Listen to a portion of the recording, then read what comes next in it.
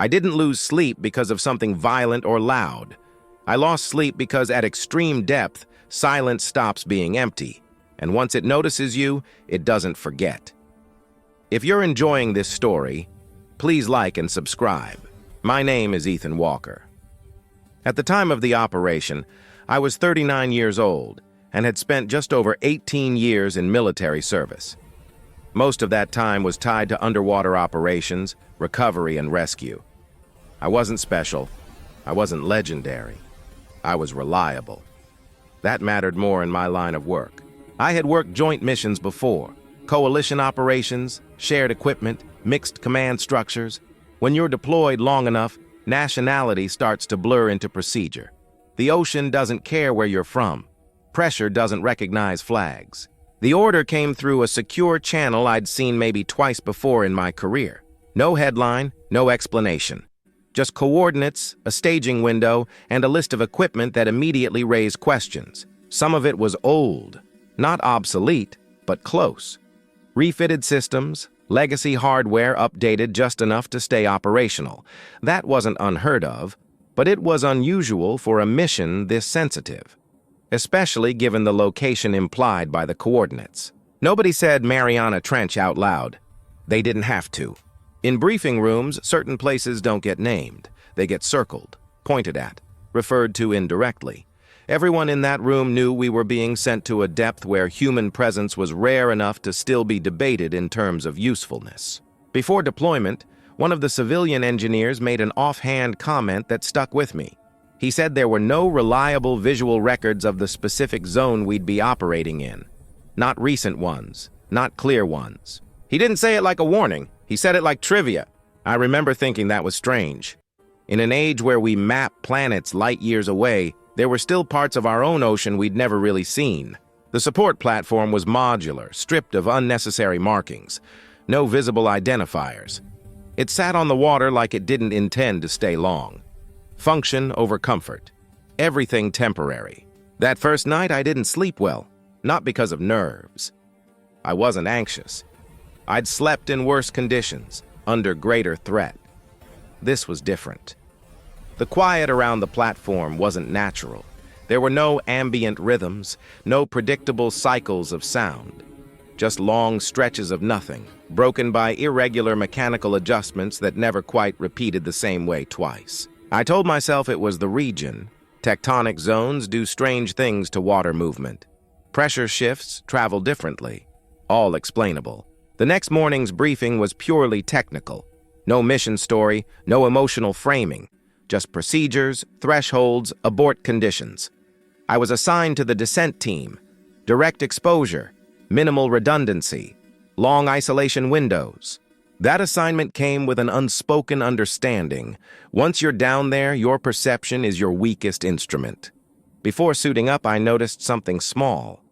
The observation viewport on the submersible was narrower than standard, thicker, reduced to a reinforced slit rather than a window. I asked why. Structural integrity, someone said without looking up. I accepted it. The first descent was slow and methodical. The body always needs time to accept that it's leaving the surface world behind. Light goes first, then orientation, then sound. Eventually, even the idea of direction starts to lose meaning. The instruments filled that gap. Pressure readings, thermal stability, system integrity. Everything behaved exactly as predicted. What didn't behave as predicted was my sense of time. The clocks were fine, the logs were fine. But internally, intervals felt stretched. Waiting for a system update felt longer than it should have. Not dramatically. Just enough to make me check the display twice. That kind of distortion isn't unusual in isolation. The brain reaches for stimulation. I noted it and moved on. Midway down, the acoustic sensor started logging irregularities. Not sounds exactly. More like gaps. Moments where background noise dropped to zero instead of tapering. Surface control flagged it as interference. Logged and dismissed. I continued.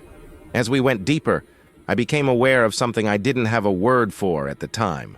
A sense of attention. Not directed, not focused, just present.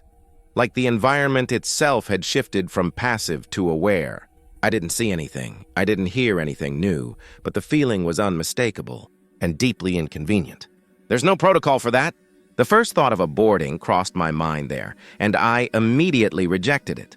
There was no data to support that decision, no measurable risk. Calling off a descent based on a feeling is how careers quietly end. So I went down. The target was described as a structure. Not debris, not remains. Just structure. Something that had stopped responding far below its intended operational depth. Structures don't do that accidentally. When it finally came into view, my body reacted before my mind could catch up. A brief tightening in my chest. Not fear, recognition. The structure wasn't damaged. That was wrong. No signs of impact. No deformation. No evidence of uncontrolled descent. It rested there as if it belonged. Surface requested imagery.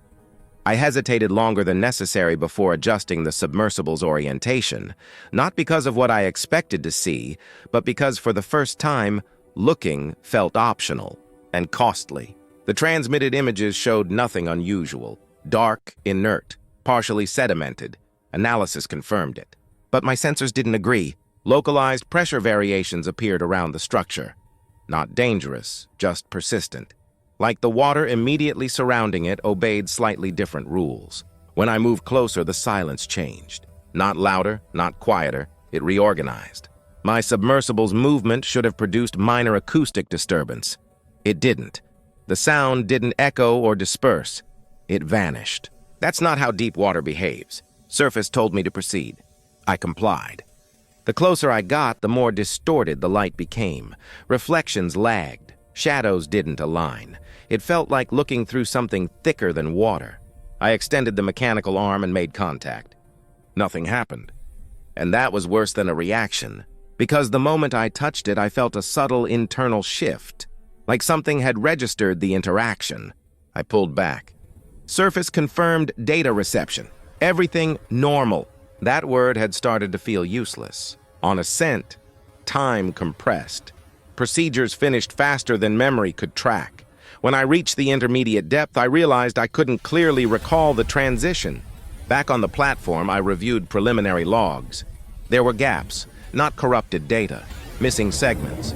I was told it happens. That night I dreamed of pressure. Not water, not darkness. Pressure as awareness, as if something far below had learned where I existed in relation to it. I woke up convinced I was still descending. The next morning, I was informed we'd be going deeper. Beyond the original plan. Efficiency, they said. I didn't argue. Because somewhere between that first and second descent, it no longer felt like I was the one deciding how far this would go. After that first descent, I stopped trusting fatigue as a metric. I wasn't tired in a way that matched the hours logged. My body felt worked, like I'd been active far longer than the timeline allowed. Muscles carried a low, persistent ache that usually comes after extended exposure, not an initial operation. Surface control confirmed the numbers. No anomalies, no delays. Everything aligned cleanly on paper. That disconnect was my first real problem. The second descent began under tighter monitoring. Same submersible, same equipment, same limits.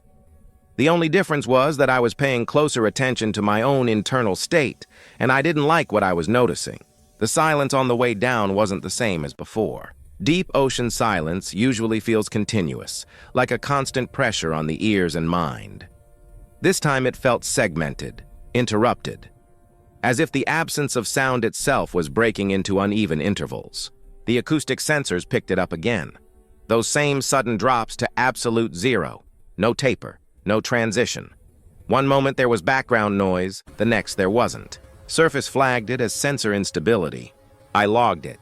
During a routine system check, I realized something unsettling. I remembered initiating the procedure. I remembered completing it. I did not remember performing it. There was no confusion in the moment. No disorientation. Just a missing stretch of time that should have contained deliberate actions. I stayed still longer than necessary, replaying the sequence in my head, trying to force the memory to surface. It didn't. The absence felt clean, like a cut, not a blur. Surface asked if everything was operational. I told them yes.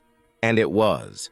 That was the problem. As we went deeper, I became aware of a growing sense of misalignment. Like my presence in that space was slightly off-register, not physically wrong, but contextually incorrect.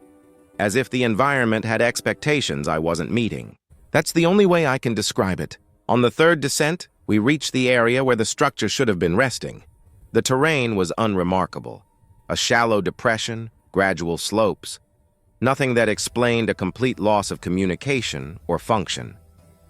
When the structure entered the edge of the viewport, my chest tightened again. Not fear, not surprise. Recognition without a source. It was too intact.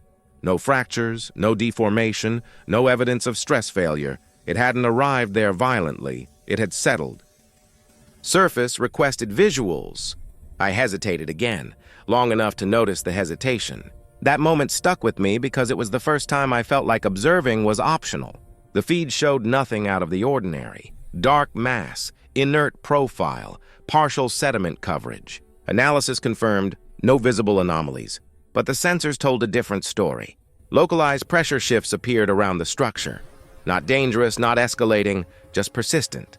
Like the water immediately surrounding it was slightly adjusted. When I moved closer, the silence changed again. Not in volume, in behavior. The movement of the submersible should have produced acoustic interference. It didn't. The disturbance didn't echo or disperse. It vanished, absorbed without resistance. That doesn't happen. Surface instructed me to proceed with closer inspection. As I closed the distance, the light behaved incorrectly. Reflections lagged behind motion. Shadows didn't align with angles. It felt like observing through a medium denser than water, though every instrument insisted nothing had changed. I extended the mechanical arm. I paused before making contact. Not because I expected danger, because touching it felt like crossing a boundary that hadn't been mentioned in any briefing. I made contact. Nothing happened. No movement, no vibration, no response. But at the exact moment of contact, something shifted inside me.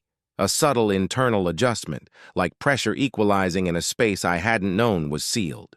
I withdrew the arm. Surface confirmed receipt of data. Everything was within parameters. That phrase started to irritate me. On ascent, time behaved strangely again. Procedures ended too quickly. Transitions blurred. By the time we reached the midpoint, I realized I couldn't clearly remember passing through it. Back on the platform, I reviewed the logs. There were gaps. Not corrupted data. Not overwritten files. Just missing segments. Clean absences where recordings should have existed. I asked about it. I was told it happens. That night I didn't dream in images. I dreamed in sensation. Pressure without weight. Depth without motion. A sense of being observed from below, not by something approaching, but by something that had learned my relative position. I woke up convinced I was still descending. The following morning, Command informed us we would conduct another descent, deeper than planned. The justification was efficiency. I didn't question it, because somewhere between that missing time and the sensation of recognition, I had started to suspect the operation was no longer about recovery, and that whatever we were interacting with down there was no longer passive. The decision to push past the original depth limits came wrapped in language I'd heard before. Operational opportunity, window still open, acceptable margins. It was presented as a clean extension, not a risk. On paper, it made sense. In practice, it felt like someone leaning into a silence that had already leaned back. Before the fourth descent, I went through my equipment with an attention that bordered on compulsion. I wasn't looking for faults. I was looking for permission to stop. Something misaligned. Something I could point to and say, this is why we abort. Everything checked out. That bothered me more than it should have. As the submersible descended, the water outside the viewport looked wrong in a way I couldn't quantify. Not darker, not thicker. Just less willing to give visual feedback. The beam from the lights didn't scatter the way it had before. It traveled forward, and then simply ended, like it had reached a surface that didn't reflect. Communications were stable but delayed, not dropped, just longer. As if the distance to the surface had quietly increased without any corresponding change in depth. At a certain point, the temperature sensors began to register minor oscillations. Not warming, not cooling. Fluctuations so small they should have been meaningless. But they were consistent, regular, almost paced. I tried to attribute it to geological activity. Zones like this sit on constant tension. Heat escapes unpredictably. But unpredictability was the one thing these readings lacked. When the structure came into view again, I immediately knew something had changed. It hadn't moved, but the space around it had. The depression in the seafloor looked deeper. Not eroded, not collapsed, just extended. Shadows stretched farther than they should have. Light took longer to return. It felt like the area had been given more room than it previously occupied. Surface instructed me to proceed with final inspection before attempting recovery. The word recovery echoed strangely inside the helmet. As I approached, I noticed my heart rate. It was low, too low, not calm, regulated, as if my body had been gently overridden, eased into compliance without my input. I didn't fight it. I just observed. Up close, the structure's surface resisted description. It wasn't smooth, but it wasn't rough. It didn't reflect light consistently. Some sections swallowed illumination entirely. Others returned it faintly, delayed, like an echo arriving late. There were no markings, no seams, no recognizable features that suggested manufacture or decay. It looked less like something built and more like something arranged. When I extended the mechanical arm, the sensors immediately registered localized pressure distortion. Not increase, not decrease. A reshaping. Like space itself was flexing around the point of approach. Surface asked for clarification. I didn't have language for what I was seeing. I made contact.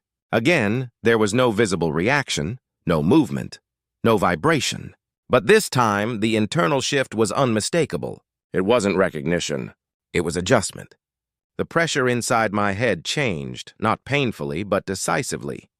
Like something had found a better alignment and settled into it. I became acutely aware of my own breathing, not as a bodily function, but as a measurable process. In, out. Space being occupied. Space being released. And alongside that awareness came something else. A presence. Not beside me. Not in front of me, around me. Diffuse. Distributed. As if the environment itself had become attentive in a way that didn't require focus. The sensors began to behave erratically. Readings fluctuated outside expected tolerances, then snapped back into place. The logs showed continuity, but what I was seeing moment to moment didn't line up with what was being recorded. Surface ordered me to proceed with attachment protocols. I hesitated. Not because I was afraid of what would happen, because I was suddenly unsure who the procedure was for. I initiated the sequence. This is where my memory fractures. I remember beginning the protocol. I remember the first adjustments. I remember thinking that the resistance I felt wasn't mechanical. Then there is nothing. Not darkness, not unconsciousness, just absence. When awareness returned fully, the arm was retracted. The protocol showed as completed. Timers indicated sustained interaction well beyond what I recalled. The structure was no longer occupying the same spatial relationship to the submersible. It hadn't been moved. It had disengaged. Surface confirmed no object had been recovered. The data logs contradicted that. They showed extended contact, multiple micro-adjustments, corrections made without surface input. I asked if those commands had come from above. They hadn't. During ascent, communications dropped entirely. No static, no warning, just silence. In that silence, I became aware of the interior of the submersible in a way I hadn't before. The volume felt altered, like there was more space behind me than the dimensions allowed. Not occupied by matter, occupied by attention. I didn't turn around.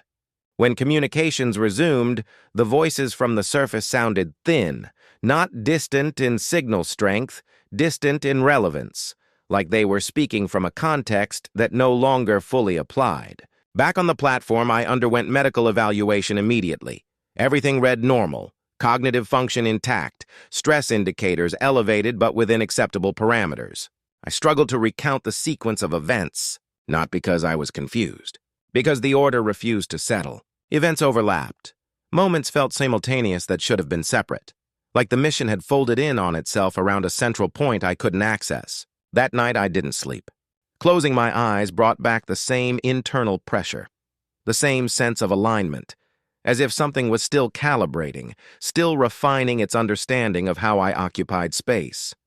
The next morning, the mission was reclassified. The word used was concluded. No explanation followed. But I knew, with a certainty that had nothing to do with belief, that whatever had happened down there was not finished. It had simply stopped needing the ocean. The operation ended the way some things do when no one wants to look at them too closely, quietly. There was no formal debrief, no group review, no collective reconstruction of events. Orders came down individually, fragmented, as if keeping us from comparing notes was intentional rather than procedural. I was instructed to remain on the platform pending reassignment. No external communication, no personal logs, no unofficial records. The wording was careful. This wasn't secrecy for protection. It was containment. The second night after the final descent, I noticed the platform behaving differently. Not malfunctioning, adjusting. Lights took longer to respond to switches. Doors paused a fraction of a second before opening. Machinery hummed at slightly altered pitches, never long enough to trigger alarms, never consistent enough to establish a pattern. Crew members started mentioning headaches, insomnia, a sense of pressure behind the eyes. The kind of symptoms that never make it into official reports, because they don't mean anything individually. Together, they formed something I didn't want to name. I tried to sleep. I lay in my bunk, eyes closed, breathing steady, letting the body do what it had done 1,000 times before. But the moment my thoughts began to slow, the pressure returned. Not crushing, not painful, just present. The same sensation I'd felt near the structure. Awake, it was manageable. With my eyes closed, it intensified. I began to understand something then. Whatever had responded to attention down there hadn't stopped doing so. It had simply changed proximity. On the third day, I was called into a private meeting. The officer waiting for me wore no visible insignia, no name. He didn't introduce himself. He didn't need to. His presence suggested a level of oversight that didn't operate on standard hierarchies. He didn't ask about procedures. He asked about perception. He wanted to know if I'd experienced time distortion, memory gaps, spatial inconsistencies. The exact phrasing matched what I'd been struggling to articulate on my own. When he asked whether I believed something had been brought back, I hesitated, because the question assumed the wrong framework. I told him no object had been recovered. He nodded as if that answer had been expected and moved on. The meeting ended without conclusion. No recommendations, no reassignment details, just a suggestion to rest. That night, the platform fell into an unnatural stillness. No operations, no deck activity. Even the sea around us seemed subdued, its surface unnaturally smooth. The absence of motion felt deliberate, like a held breath. In my bunk, the pressure returned stronger than before. This time it felt localized, not in the room. In me, I became acutely aware of the boundaries of my own attention. Where it focused, the sensation intensified. Where it drifted, it weakened. I tested it cautiously, shifting my focus from the walls to the ceiling to my own breathing. Each adjustment produced a subtle response. It was mapping me. I sat up and kept my eyes open until dawn. The next morning, we were informed the platform would be decommissioned immediately. No further operations, no replacements. The mission was officially closed. During final checks, I noticed something in the activity logs. My identifier appeared during time blocks I didn't remember occupying. Full operational periods attributed to me while I had been sleeping or under medical observation. I raised the issue. I was told it was a systems error. I didn't argue. By the time I returned to the mainland, the sense of relief I expected never arrived. Being on solid ground felt wrong, not unsafe, just unfamiliar, like I was standing in a version of the world that no longer aligned perfectly with me. Civilian life resumed around me with aggressive normalcy. Traffic, voices, artificial light. All of it felt too loud, too full, as if the world itself was overcompensating. And yet, in the quiet moments, the pressure returned. At home, I noticed subtle inconsistencies. Rooms felt slightly different when I re-entered them. Hallways seemed longer than they should have been. Sounds stopped abruptly when I focused on them too intently. I sought evaluation, psychological screenings, neurological tests. Everything came back within acceptable limits. Post-operation stress, they said. I accepted the explanation publicly. Privately, I knew it didn't fit. Stress doesn't change the way space feels. Stress doesn't respond to attention. Nights became the worst. I slept with lights on, not because I feared the dark, but because light anchored the room. Defined edges, limited ambiguity. Even then, I never slept deeply. Every time I approached true rest, something in me pulled back, an instinctive refusal to relinquish awareness completely. Because on some level, I understood the confrontation hadn't happened underwater.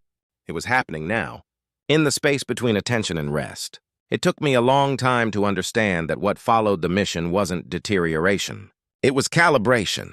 Weeks passed, then months. Nothing escalated the way trauma is supposed to.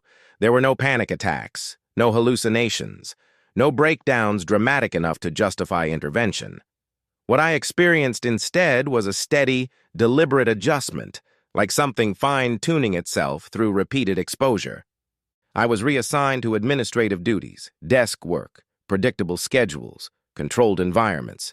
From an institutional standpoint, it was the safest possible outcome. From my perspective, it made the problem impossible to ignore. In loud places, the sensation faded. Crowded rooms, busy streets, constant noise. When my attention was fragmented, whatever had aligned with me seemed less active, as if it struggled to hold shape in a saturated environment. Silence, on the other hand, invited it back immediately. Not sudden, not aggressive, just present. I started sleeping in fragments. 20 minutes, 30, maybe 40. Always waking before slipping fully into dreams. It wasn't fear that pulled me back. It was something closer to instinct, a refusal to descend too far mentally. Because when I dreamed, I wasn't imagining things. I was moving. The dreams were never visual. There were no images of water or darkness, just the sensation of continuous downward motion, depth without distance, pressure without weight. And alongside it, the certainty that I was no longer the only thing making that journey. At some point, I realized something else. The sensation wasn't following me.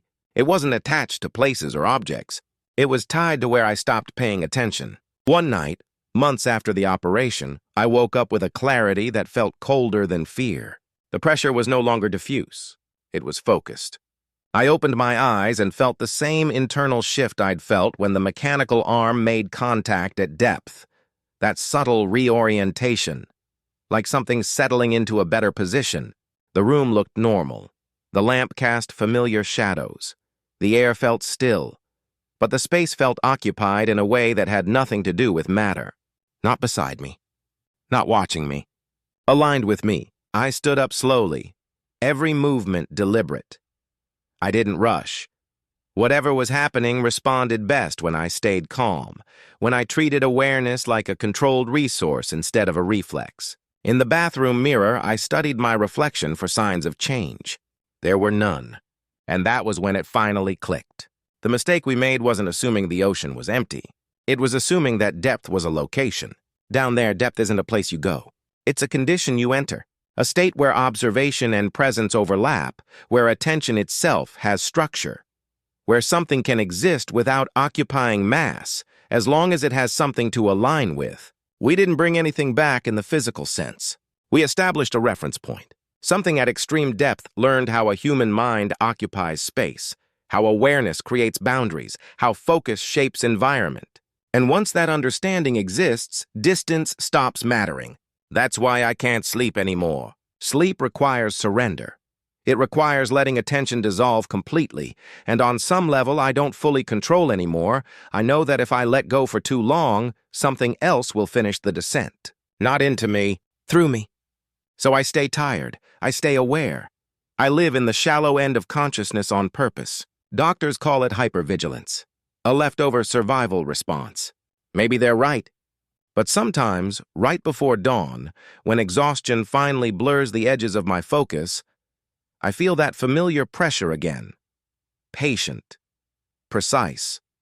waiting for alignment. Not to harm me, just to continue what we started. Because whatever exists at the deepest point of the ocean doesn't need to rise. It only needs someone willing to sink. This account is based on stories shared anonymously in online forums. We cannot verify all details, but the experience has been documented as reported. We thank the original author. Have you ever worked night shifts or in extreme isolation? Have you experienced something you still can't explain? Share your story in the comments. If you enjoyed this narration, please like and subscribe. What profession should we explore next? Hospital security, offshore workers, long-haul drivers? Leave your suggestion.